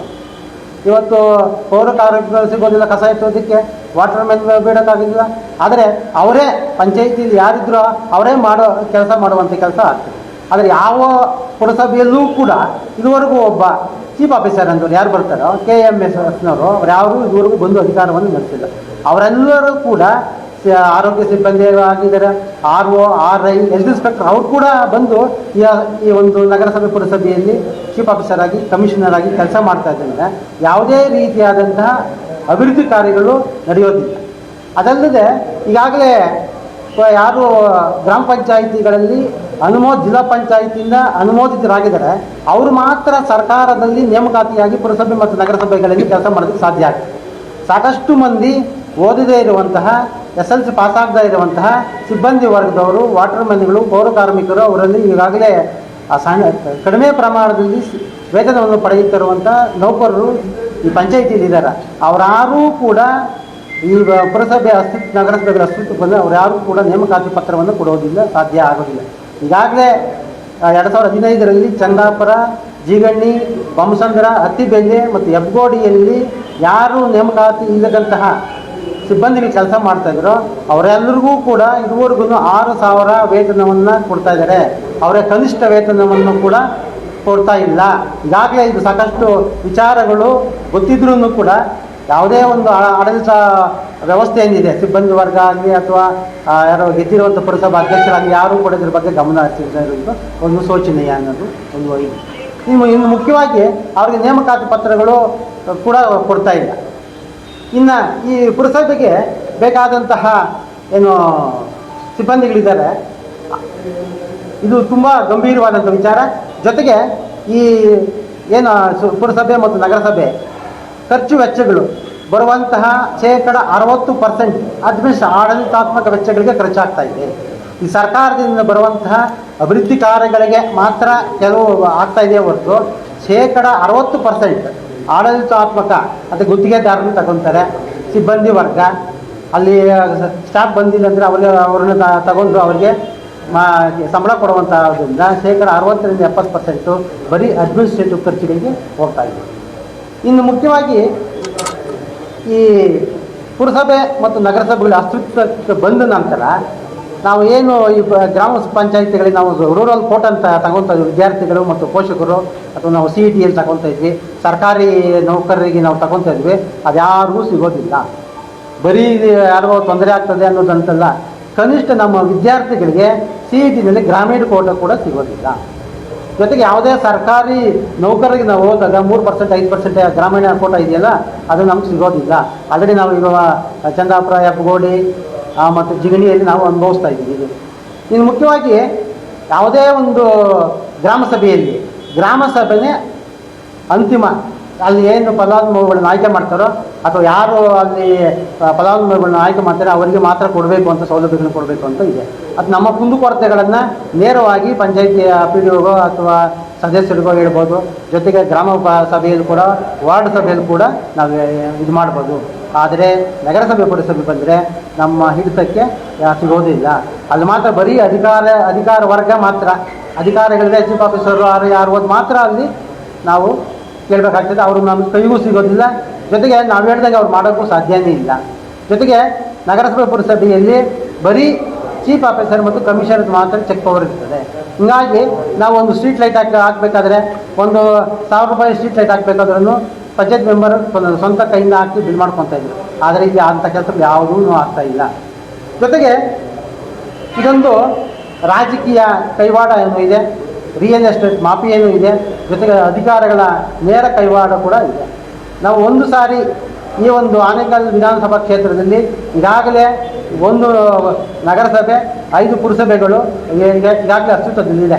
ಆದರೆ ಒಂದು ನೋವು ಬಾಧೆಗಳನ್ನು ನಾವು ಆಲ್ರೆಡಿ ಎಲ್ಲರೂ ಅನುಭವಿಸ್ತಾ ಇದ್ದೀವಿ. ಯಾರೂ ಕೂಡ ನಾವು ಜನಪ್ರತಿನಿಧಿಗಳನ್ನು ನಂಬಿಕೊಂಡು ಕೆಲಸ ಮಾಡೋಕ್ಕೆ ಸಾಧ್ಯ ಇಲ್ಲ. ಗ್ರಾಮೀಣ ಭಾಗದಂತ ಬಂದಂತಹ ವಿದ್ಯಾರ್ಥಿಗಳೇನಿದ್ದಾರೆ ಅವ್ರು ಯಾರು CET ಕೋಟದಲ್ಲಿ ಅಥವಾ ಸರ್ಕಾರಿ ನೌಕರರಲ್ಲಿ ಮೀಸಲಾತಿ ಇನ್ನೂ ಸಿಗೋದಿಲ್ಲ. ಅದೇ ರೀತಿ ಈ ಆನೇಕಲ್ ತಾಲೂಕಿನಲ್ಲಿ ವಿಧಾನಸಭಾ ಕ್ಷೇತ್ರದಲ್ಲಿ ಇರುವಂತಹ 20 ಪಂಚಾಯಿತಿಗಳನ್ನು ನಗರಸಭೆ ಮತ್ತು ಪುರಸಭೆಗಳನ್ನು ಮಾಡಿಬಿಟ್ರೆ ಯಾರೂ ಕೂಡ ಇಲ್ಲಿ ನಗರದ ಈ ಗ್ರಾಮೀಣ ಭಾಗದ ಸೌಲಭ್ಯಗಳೇನಿದೆ ಯಾರೂ ಕೂಡ ನಾವು ಪಡ್ಕೊಳ್ಳೋಕ್ಕೆ ಸಾಧ್ಯ ಇಲ್ಲ ಅನ್ನೋದು ಆ ಕಾರಣಕ್ಕೋಸ್ಕರ ಇದೊಂದು ಅವೈಜ್ಞಾನಿಕ ಕ್ರಮ, ಇದೊಂದು ತುರ್ತು ಅಂತ ಹೇಳ್ತಾರೆ ಅಧಿಕಾರಿಗಳು. ಇಂತಹ ಒಂದು ಕೆಲಸಗಳನ್ನು ಶಾಸಕರು ಮತ್ತು ಲೋಕಸಭಾ ಸದಸ್ಯರು ಗಮನ ಹರಿಸಬೇಕು. ಜೊತೆಗೆ ಎಲ್ಲ ಗ್ರಾಮ ಪಂಚಾಯತಿ ಅಧ್ಯಕ್ಷರು, ಸದಸ್ಯರು ಇದೊಂದು ಠರಾವನ್ನು ಪಾಸ್ ಮಾಡಿ ಸರ್ಕಾರಕ್ಕೆ ಮನವಿ ಮಾಡಬೇಕು. ಏನೇನು ಅನಾನುಕೂಲಗಳಾಗ್ತದೆ, ಅನುಕೂಲ ಒಂದು ಕಡೆ ಆದರೆ ಅನಾನುಕೂಲಗಳೇ ನಮಗೆ ಜಾಸ್ತಿ ಆಗ್ತಾ ಇದೆ. ನೀವು ಒಂದು ಸಾರಿ ಮರಸೂರು, ಬಳ್ಳೂರು, ಮಾಯಸಂದ್ರ ಈ 3 ಪಂಚಾಯಿತಿಗಳನ್ನು ಪುರಸಭೆ ಮಾಡಿದ್ರೆ, ಮರಸೂರು ಪಂಚಾಯಿತಿ ನಾಯಕನಿಂದ ಹಿಡ್ಕೊಂಡು ಮರಸೂರು ಗೇಟಿಂದ ಹಿಡ್ಕೊಂಡ್ರೆ ನಾವು ಬಳ್ಳೂರು ಅಂದರೆ TVS ಫ್ಯಾಕ್ಟ್ರಿ ತನಕನೂ ಇದು ವಿಸ್ತೀರ್ಣ ಸುಮಾರು 10 ರಿಂದ 15 ಕಿಲೋಮೀಟರ್ ವ್ಯಾಪ್ತಿಯನ್ನು ಹೊಂದಿರುತ್ತದೆ. ಸರ್ಕಾರದಿಂದ ಪುರಸಭೆ ಮತ್ತು ನಗರಸಭೆಗಳಿಗೆ ಪ್ರಥಮವಾಗಿ 10 ಕೋಟಿ ರೂಪಾಯಿ ಅನುದಾನವನ್ನು ಕೊಡ್ತವೆ. ಆದರೆ ಪ್ರತಿ ವರ್ಷವೂ ನಗರೋತ್ಥಾನದಲ್ಲಿ ಕೊಡ್ತಾ ಇದ್ರೂ ಸಹ ಅದು ಕಾಲಕಾಲಕ್ಕೆ ತಕ್ಕಂಥ ಕಾಮಗಾರಿಗಳಾಗೋದೇ ಇಲ್ಲ. ಪ್ರತಿಯೊಂದು ಕಾಮಗಾರಿಗೂ ಕೂಡ ಎಸಿಗೆ ಹೋಗಬೇಕು, DC ಗೆ ಹೋಗಬೇಕು, ಜೊತೆಗೆ PD ಗೆ ಹೋಗಬೇಕು. ಅವರ ಪರ್ಮಿಷನ್ ಇಲ್ಲದೆ ನಾವು ಯಾವುದೇ ಕೆಲಸಗಳನ್ನು ಮಾಡೋಕ್ಕೆ ಸಾಧ್ಯ ಆಗೋದು. ಈಗಾಗಲೇ ನಾವು 10-15 ಬರೀ ಸಿಬ್ಬಂದಿ ಹಿಡ್ಕೊಂಡು ಒಂದು ಪಂಚಾಯಿತಿಯನ್ನು ನಾವು ಸ್ವಚ್ಛವಾಗಿ ಇಟ್ಕೊಳ್ಳೋಕ್ಕೆ ಸಾಧ್ಯ ಆಗ್ತದೆ. ಬರೀ ಒಂದು ನಗರೋತ್ಥಾನ ವಿಚಾರದಲ್ಲಿ ಚರಂಡಿ, ರಸ್ತೆ, ಈ ಕುಡಿಯುವ ನೀರಿನ ವ್ಯವಸ್ಥೆ ಮಾತ್ರ ಇದೆ. ಈಗಾಗಲೇ ಅಂತಹ ಒಂದು 100 ಕಾಮಗಾರಿಗಳು, ಸಮರ್ಪಕವಾದ ಕಾಮಗಾರಿಗಳು ಪಂಚಾಯಿತಿಗಳಲ್ಲಿ ನಡೀತಾ ಇದೆ. ಹಂಗಾಗಿ ನಮಗೆ ಈ ಒಂದು ತುರ್ತಾಗಿ ಬರುವಂತಹ ಜಿಲ್ಲಾಧಿಕಾರಿಗಳಿಗೆ 9ನೇ ತಿಂಗಳಲ್ಲಿ ಸೆಪ್ಟೆಂಬರಲ್ಲಿ ಇದರ ಬಗ್ಗೆ ಮಾಹಿತಿ ಕೇಳಿದರೆ ಸಾಕಷ್ಟು ಮಾಹಿತಿಯನ್ನು ಕ್ರೋಢೀಕರಣ ಮಾಡಿ ಈಗಾಗಲೇ ಅಂತಿಮ ಹಂತಕ್ಕೆ ತಲುಪಿದ್ದಾರೆ. ಹಂಗಾಗಿ ಕೊನೆಯದಾಗಿ ನಾವೆಲ್ಲರೂ ಇದೊಂದು ವೇದಿಕೆ ಮೂಲಕ ಏನಂದರೆ ಎಲ್ರಿಗೂ ಒಂದು ಜಾಗೃತಿ ಮೂಡಿಸುವಂಥ ಕೆಲಸ ಆಗಬೇಕು. ಇದು ನಾವೊಬ್ಬರೇ ಮಾಡುವಂಥ ಕೆಲಸ ಅಲ್ಲ. ಪ್ರತಿಯೊಬ್ಬ ಪಂಚಾಯಿತಿ ಸದಸ್ಯರು ಕೂಡ ಇದರ ಮೇಲೆ ಎತ್ಕೊಂಡು ಅಧಿಕಾರಿ ವರ್ಗಕ್ಕೆ ಒಂದು ಠರಾವನ್ನು ಹೊರಡಿಸಿ ಜಿಲ್ಲಾಧಿಕಾರಿ ಮತ್ತು ಮಾನ್ಯ ಮುಖ್ಯಮಂತ್ರಿಗಳು ಕೂಡ ಈ ಮೂಲಕ ಮನವಿ ಮಾಡಬೇಕು. ನಿಟ್ಟಿನಲ್ಲಿ ಯಾವುದು ಅಗತ್ಯ ಇದೆಯೋ ಅದನ್ನು ಮಾತ್ರ ಮಾಡಲಿ, ಅದಕ್ಕೆ ಮತ್ತೆ ನನಗೇನು ತೊಂದರೆ ಇಲ್ಲ. ಆದರೆ ಒಂದು 500 ಅಥವಾ 5,000 10,000 ಒಳಗಿರುವಂತಹ ಪಂಚಾಯಿತಿಗಳನ್ನು 3-4 ಪಂಚಾಯಿತಿಗಳನ್ನು ಸೇರಿಸ್ಕೊಂಡು ಮಾಡ್ತಾ ಇರೋದು ಇದೊಂದು ಅವೈಜ್ಞಾನಿಕ ಅಂತ ಈ ಮೂಲಕ ಹೇಳಿ. ಇದೊಂದು ರಿಯಲ್ ಎಸ್ಟೇಟ್ ಮಾಫಿಯಾ ಒಂದು ಅಧಿಕಾರಿಗಳ ಒಂದು ಸರಿಯಾದ ಗಮನಕ್ಕೆ ತರ್ತಾ ಇಲ್ಲ. ಆ ಕಾರಣಕ್ಕೋಸ್ಕರ ಇದು ಮಾಡ್ತಾ ಇದೆ. 2-3 ಪಂಚಾಯಿತಿಗಳು ಮಾಡೋ ಅಗತ್ಯನೇ ಇಲ್ಲ. ಒಂದೊಂದು ಪಂಚಾಯಿತಿ ಯಾವುದಿದೆ 20,000 ಏನು ಜನಸಂಖ್ಯೆ ಇದೆ ಅದನ್ನು ಮಾಡಿದ್ರೆ ತೊಂದರೆ. ಒಂದು ಕಡೆ ಒಂದು ಪುರಸಭೆ ಒಂದು ನಗರಸಭೆ ಆಗಬೇಕಾದ್ರೆ ಸೀಮಿತವಾಗಿ 1 ಕಿಲೋಮೀಟ್ರು 2 ಕಿಲೋಮೀಟ್ರ್ ಒಳಗೆ ಅಂತ ಇರಬೇಕು, ಒಂದು ರೇಡಿಯಸಲ್ಲಿ ಇರಬೇಕು. ನೀವು ಮರಸೂರಿಂದ ಹಿಡ್ಕೊಂಡು ಬಳ್ಳೂರು ಬಾರ್ಡರ್ ತನಕ ನಮಗೆ 15 ಕಿಲೋಮೀಟ್ರ್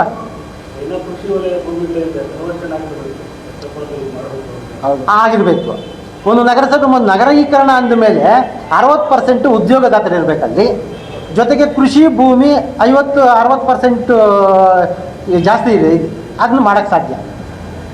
ಈಗ ಸಾಕಷ್ಟು ಇಂದು ಕೃಷಿ ಸಾಕಷ್ಟು ಕಡೆ ಇನ್ನೂ ನಾವು ಕೃಷಿ ಚಟುವಟಿಕೆಗಳೆಲ್ಲ ಮಾಡಬೇಕು. ಅದೇ ಜೀವನ ಆಧಾರ ಆಗಿರೋದ್ರಿಂದ ಯಾವ ಆಧಾರದ ಮೇಲೆ ಇವರು ಪಂಚಾಯತಿಯವರು ಇದನ್ನ ಮಾಡ್ತಾ ಇದ್ದಾರೆ, ಇದೊಂದು ರೀತಿಯಲ್ಲಿ ಖಂಡನೀಯ. ಮುಂದಿನ ಹಂತ ಯಾವ ಥರ ಇರುತ್ತೆ ಸರ್ ಈ ಒಂದು ವೇದಿಕೆ ಒಂದು ಪ್ರಾರಂಭ ಹಂತದಲ್ಲಿ ಇದನ್ನ ಜಾಗೃತಿ ಮೂಡಿಸುವಂಥ ಕೆಲಸ ಮಾಡ್ತಾ ಇದೆ. ಇದು ಪ್ರಾರಂಭ ಅಂತ. ಇನ್ನು ಸಾಕಷ್ಟು ನೋಡಿ, ಇವತ್ತು 30ನೇ ತಾರೀಕು ಜನವರಿ 30ನೇ ತಾರೀಕು ಇವರೆಲ್ಲ ತಾಲೂಕು ಪಂಚಾಯತಿಯವರು ಒಂದು ಗ್ರಾಮ ಪಂಚಾಯತಿಗಳಿಗೆ ಲೆಟರ್ ಕೊಟ್ಟಿದ್ದಾರೆ.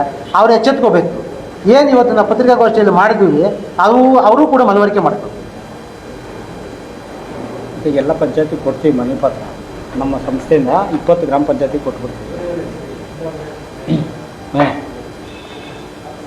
ಆಯಿತು. ನೀನು ಈಗೇನು ಆಗಿದೆ ಅಲ್ಲಿನ ಸಮಸ್ಯೆ ನೀನು ಹೇಳಿ. ಈಗ ನಮ್ಮ ಸಂಸ್ಥೆಯ ಖಜಾಂಚಿಗಳು ರಾಜ್ಯ ಈ ಪ್ರಶಸ್ತಿ ವಿಜೇತರಾದ ಮಹೇಶ್ ಶರ್ಮಾ.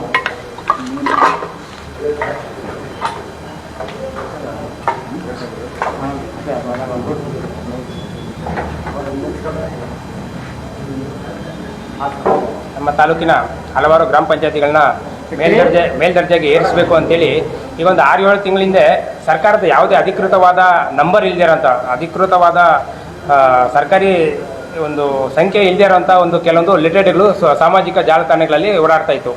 ಎಷ್ಟೋ ಜನ ಅದನ್ನು ಸಮರ್ಥನೆ ಮಾಡಿಕೊಂಡ್ರು, ಇದೆಲ್ಲ ಫೇಕ್ ನ್ಯೂಸು, ಸರ್ಕಾರದ ಯಾವುದೇ ಇದರಲ್ಲಿ ನಂಬರ್ ಇಲ್ಲ ಆಗಿರೋದ್ರಿಂದ ಯಾರೋ ಕಿಡಿಗೇಡಿಗಳು ಮಾಡಿದ್ದಾರೆ, ಇದೆಲ್ಲ ಫೇಕ್ ನ್ಯೂಸು ಅಂತೇಳಿ ಇದು ಮಾಡಿದ್ರು. ಆಗಲೇ ಜನ ಎಚ್ಚೆತ್ಕೊಂಡು, ಸಂಘ ಸಂಸ್ಥೆಗಳು ಎಚ್ಚೆತ್ತುಕೊಂಡು ಇದಕ್ಕೆ ವಿರೋಧ ದಾಖಲಿಸಿದರೆ, ಸಾಕಷ್ಟು ಸಂಖ್ಯೆಯಲ್ಲಿ ವಿರೋಧ ವ್ಯಕ್ತಪಡಿಸಿದ್ರೆ ಇಲ್ಲಿವರೆಗೂ ಬರ್ತಿರ್ಲಿಲ್ಲ. ಈಗ ತುರ್ತು ಅಂತ ಕೊಟ್ಟಿದ್ದಾರೆ. ತುರ್ತು ಅಂತ ಕೊಟ್ಟರೆ ಈಗ PDOಗಳು ಕಡ್ಡಾಯವಾಗಿ ಅವರು ಕೊಟ್ಟಿರೋಂಥ ದಿನಾಂಕದೊಳಗಾಗಿ ಅವ್ರ ಅಭಿಪ್ರಾಯ ತಿಳಿಸಬೇಕಾಗಿರೋದ್ರಿಂದ ಅದನ್ನು ಏನೋ ಒಂದು ಇದು ಮಾಡಿ ಕೊಡ್ತಾರೆ. ಎಲ್ಲ ಗ್ರಾಮ ಸಭೆಗಳನ್ನ ಕರೆದು ಅಥವಾ ಎಲ್ಲ ಪಂಚಾಯತಿ ಸದಸ್ಯರುಗಳ ಅಭಿಪ್ರಾಯ ತಗೊಳ್ದೇನೆ ಅವರು ಇಒಗಳಿಗೆ ಒಂದು ಅವರ ಅಭಿಪ್ರಾಯ ಕೊಡುವಂಥ ಸಾಧ್ಯತೆಗಳಿದೆ. ಆದ್ದರಿಂದ ಎಲ್ಲ ಗ್ರಾಮ ಪಂಚಾಯತಿ ಸದಸ್ಯರುಗಳು, ಎಲ್ಲ ಚುನಾಯಿತ ಪ್ರತಿನಿಧಿಗಳು ಈ ಒಂದು ಮನಸ್ಸಲ್ಲಿ ಇಟ್ಕೋಬೇಕು. ಯಾಕಂದರೆ ಈಗಾಗಲೇ ಸುಮಾರು ಪುರಸಭೆಗಳಾಗಿದೆ. ಗ್ರಾಮ ಪಂಚಾಯತಿಗಳನ್ನ ಮೇಲ್ದರ್ಜೆಗೆ ಏರಿಸಿ ಪುರಸಭೆ ಮಾಡಿದ್ದಾರೆ.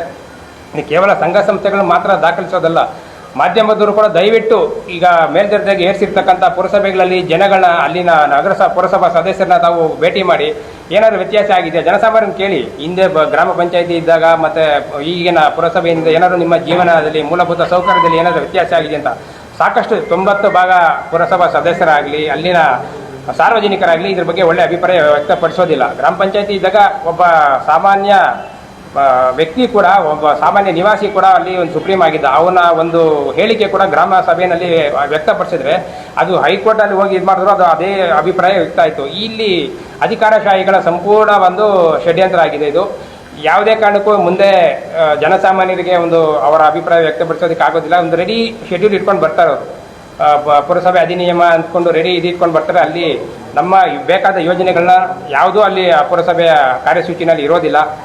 ಅವರ ಮೂಗಿನ ನೇರಕ್ಕೆ ಅವ್ರಿಗೆ ಅನುಕೂಲ ಆಗೋಂಥ ಕೆಲವೊಂದು ಹಾಕೊಂಡಿರ್ತಾರೆ ಕಾರ್ಯಕ್ರಮಗಳನ್ನ. ಅದು ಯಾವುದೇ ಕಾರಣಕ್ಕೂ ಜನಸಾಮಾನ್ಯರಿಗೆ ತಲುಪೋ ಥರ ಇಲ್ಲ. ಸುಮ್ಮನೆ ಈಗೆಲ್ಲ ಹೇಳ್ಬೋದು ಕೋಟ್ಯಾಂತರ ಅನುದಾನ ಬರುತ್ತೆ, ಮೇಲ್ದರ್ಜೆಗೆ ಏರ್ತಾರೆ ಅಂತ. ನಮ್ಮ ಕಣ್ಮುಂದೆನೇ ಇದೆ.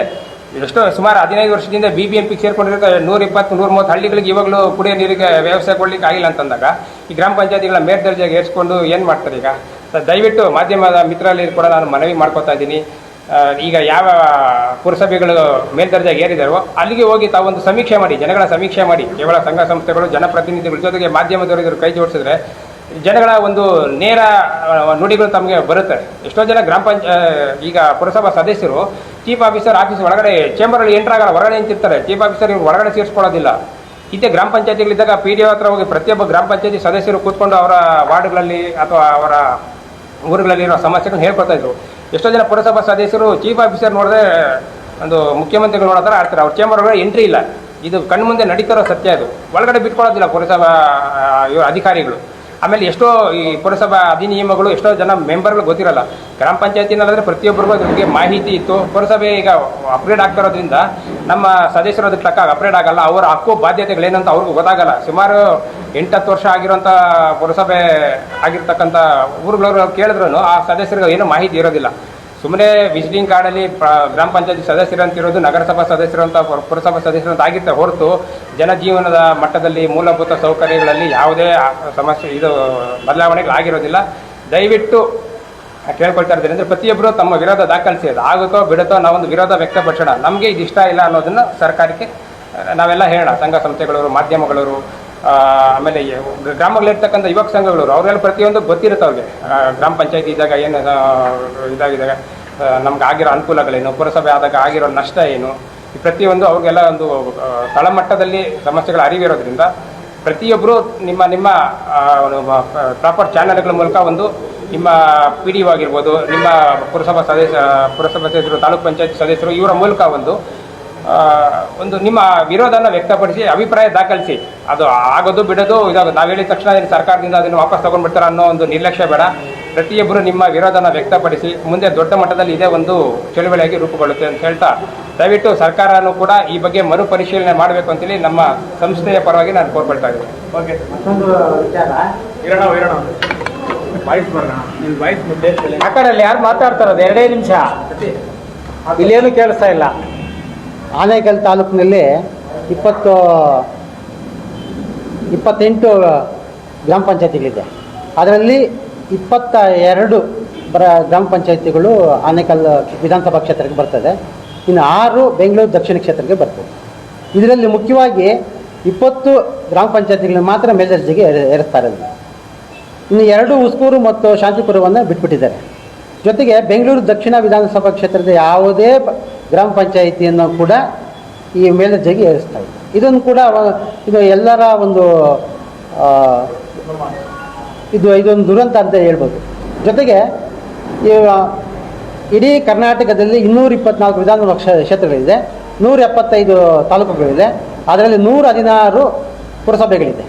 ಅಲ್ಲದೆ ಇನ್ನೂ ಕೂಡ ತಾಲೂಕು ಕೇಂದ್ರಗಳಲ್ಲಿ ಪಟ್ಟಣ ಪಂಚಾಯಿತಿಗಳಿದೆ. ಅಂದರೆ ಪುರಸಭೆಗಿನ್ನ ಕಡಿಮೆ 10,000ದಿಂದ 20,000 ಒಳಗೆ ಇರುವಂಥ ಪಾಪ್ಯುಲೇಷನ್ ಏನಿದೆ ಪಟ್ಟಣಗಳು ಈಗಲೂ ಕೂಡ ಕರ್ನಾಟಕ ರಾಜ್ಯದಲ್ಲಿದೆ.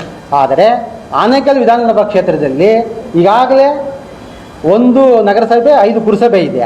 ಇನ್ನು 3 ನಗರಸಭೆ 5 ಪುರಸಭೆ ಮಾಡಿದರೆ ಒಟ್ಟು 4 ನಗರಸಭೆ 10 ಪುರಸಭೆ. ಇದು ನಿಜಕ್ಕೂ ಇದು ಶೋಚನೀಯ ಅಂತ ಹೇಳ್ಬೋದು.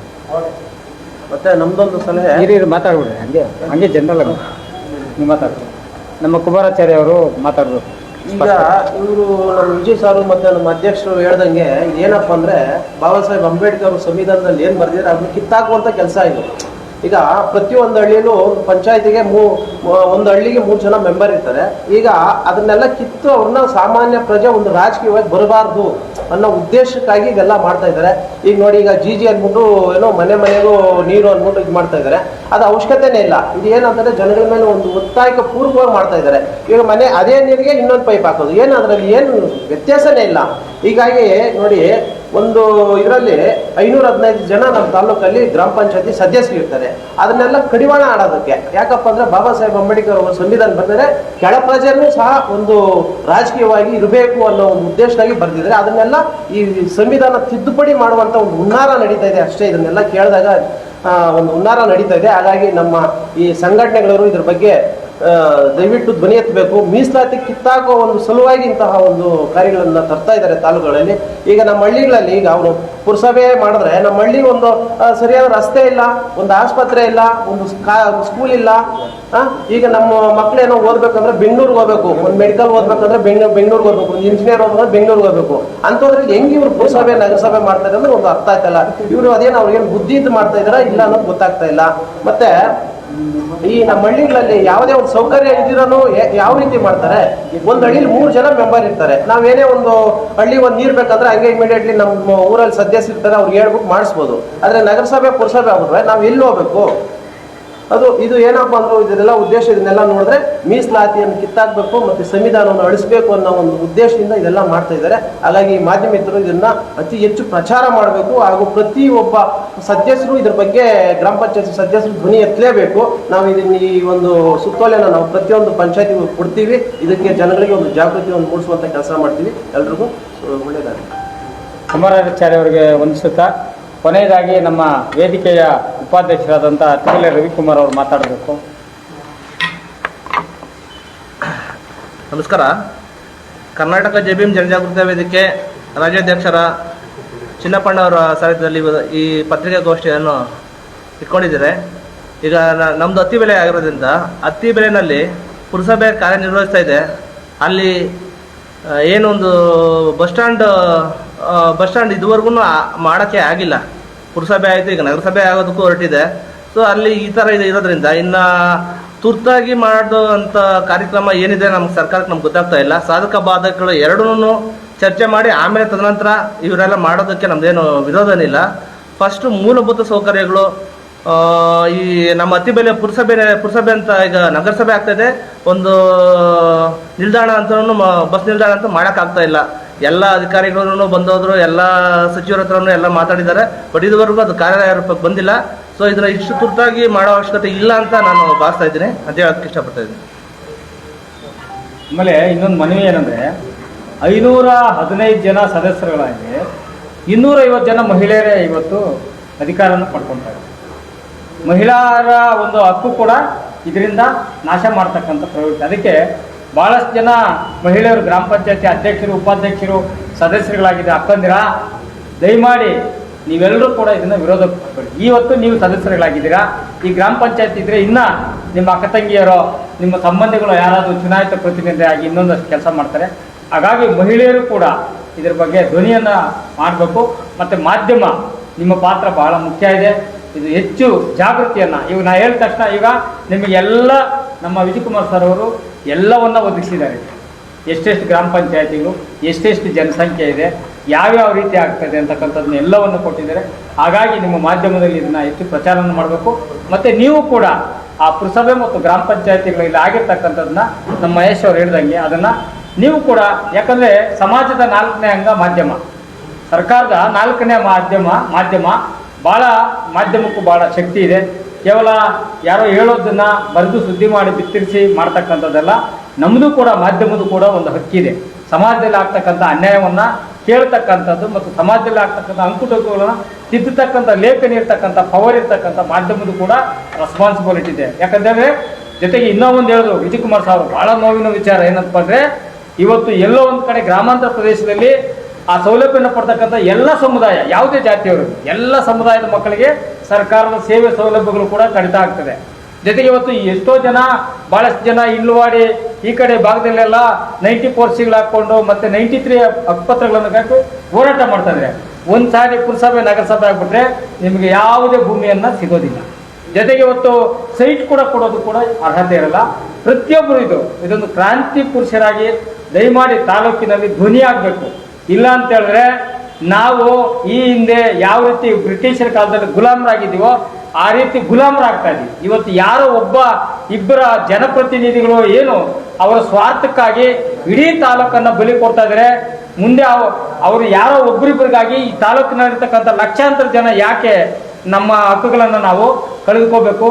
ಹಾಗಾಗಿ ನೀವು ಒಳ್ಳೇದಿದ್ರೆ ಒಳ್ಳೇದನ್ನ ಮಾಡಿ. ಆಮೇಲೆ ಎಲ್ಲ ಪಕ್ಷದಲ್ಲಿರ್ತಕ್ಕಂಥ ಪ್ರಮುಖರು ಹೊರಗಡೆ ಬನ್ನಿ, ಧ್ವನಿಯಾಗಿ ಕೇಳ್ರಿ. ಕೇಳೋಕ್ಕೆ ನಿಮ್ಗೆ ಏನು ಮುಗ್ಧರ ಹಾಕಿದಾರ? ಇವತ್ತು ಎಷ್ಟೋ ಜನ ಪಾಪ ಅವಾಗಲೇ ಹೇಳಿದ್ರು, ಬಾಬು ಅವರು ನಾನು ಜಿಲ್ಲಾ ಪಂಚಾಯತ್ ಮೆಂಬರ್ ಆಗ್ತೀನಿ, ತಾಲೂಕ್ ಪಂಚಾಯತ್ ಮೆಂಬರ್ ಆಗ್ತೀನಿ ಅಂತೇಳಿ ಕನಸು ಕಟ್ಕೊಂಡೇ ಇದ್ದಾರೆ. ನಿಮ್ಮ ಕನಸಕ್ಕೆ ಎಲ್ಲೂ ನೀರ್ಬಿಡ್ತಾ ಇದ್ದಾರೆ. ಗ್ರಾಮ ಪಂಚಾಯತಿ ಅಧ್ಯಕ್ಷರಾಗಬೇಕು ಅಂತ ಎಲ್ಲರಿಗೂ ಎಳ್ನೀರು ಕೊಟ್ಟು ಯಾರೋ ಒಂದಿಬ್ಬರಿಗೆ ಮಾತ್ರ ಅನುಕೂಲ ಆಗ್ತಾ ಇದೆ, ಒಂದಿಬ್ಬರಿಗೆ ಮಾತ್ರ ಅನುಕೂಲ ಆಗ್ತದೆ. ಹಾಗಾಗಿ ಮಾಧ್ಯಮದ್ದು ಕೂಡ ಭಾಳಷ್ಟು ಇವೆಲ್ಲ ಕರೆಕ್ಟ್ ಹೋಗ್ಬಿಟ್ಟಿದ್ದೀರಾ. ನಾವು ಇವತ್ತು ಇವಾಗೂ ಕೂಡ ಈ ಪತ್ರ ಕೊಡ್ತಾ ಇದ್ವಿ ಮತ್ತು 20 ಗ್ರಾಮ ಪಂಚಾಯತಿಗಳಿಗೆ ಹೋಗಿ ಈ ಪತ್ರವನ್ನು ಕೊಡ್ತಾ ಇದ್ದೀವಿ. ಈ ರೀತಿ ಆಗ್ತದೆ. ನಿಮ್ಮ ಗ್ರಾಮ ಪಂಚಾಯತಿನಲ್ಲಿ ನೀವು ಟರಾವ್ ಮಾಡುವಾಗ ನೀವು ಇದನ್ನು ಖಂಡಿಸ್ತಕ್ಕಂಥ ಕೆಲಸವನ್ನು ಮಾಡಿ ಅಂತ ಕೂಡ 20 ಗ್ರಾಮ ಪಂಚಾಯತಿ ಕೊಡ್ತಾ ಇದ್ದೀವಿ. CO ಗಮನಕ್ಕೂ ಕೊಡ್ತಾ ಇದ್ದೀವಿ, DC ಗಮನಕ್ಕೂ ಕೊಡ್ತೀವಿ. ಇವೆಲ್ಲ ಪ್ರಕ್ರಿಯೆಗಳು ನೋಡಿಕೊಂಡು ಸರ್ಕಾರದ ಗಮನಕ್ಕೆ ತಗೊಂಡು ನ್ಯಾಯಾಲಯದಲ್ಲಿ ಕೂಡ ಇದನ್ನು ಪ್ರಕ್ರಿಯೆ ಮಾಡ್ತಕ್ಕಂಥ ಕೆಲಸವನ್ನು ಮಾಡ್ತೀವಿ. ಮೊದಲು ಇದೆಲ್ಲ ದಾಖಲೆಗಳು ನಮ್ಗೆ ಬೇಕು. ಈಗಾಗಲೇ ಹಲವಾರು ಗ್ರಾಮ ಪಂಚಾಯತಿ ಅಧ್ಯಕ್ಷರು ನನ್ನ ಹತ್ರ ಮಾತಾಡಿದ್ದಾರೆ, ನಮ್ಮದು ವಿರೋಧ ಇದೆ, ನಾವು ಕೂಡ ವೈಯಕ್ತಿಕವಾಗಿ ನಾವು ಪತ್ರ ಕೊಡ್ತೀವಿ ಅಂತ. ಅದನ್ನೆಲ್ಲ ತೆಗೆದುಕೊಂಡು ರಾಜಧಾನಿಯಲ್ಲೂ ಕೂಡ ಈ ಒಂದು ಕಾರ್ಯಕ್ರಮದ ಹಿನ್ನೆಲೆಯಾಗಿ ಎಲ್ಲ ಒಂದಷ್ಟು ಚುನಾಯಿತ ಪ್ರೆಸೆಂಟ್ ಅಧ್ಯಕ್ಷರುಗಳು ಕೂಡ ನಮ್ಮ ಜೊತೆಗೂಡಿಕೊಂಡು ಇದನ್ನು ವಿರೋಧವನ್ನು ವ್ಯಕ್ತಪಡಿಸ್ತಕ್ಕಂಥ ಕೆಲಸವನ್ನು ಮಾಡ್ತಾ ಇದ್ದಾರೆ. ಹಾಗಾಗಿ ಇದು ಹೆಚ್ಚು ಜಾಗೃತಿಯನ್ನು ಮೂಡಿಸಬೇಕು ಅಂತೇಳಿ ನಾನು ಮನವಿ ಮಾಡ್ತೇನೆ. ತಗೊಳ್ಳಿ, ಎಲ್ಲ ಕೊಟ್ಟಿಲ್ಲ.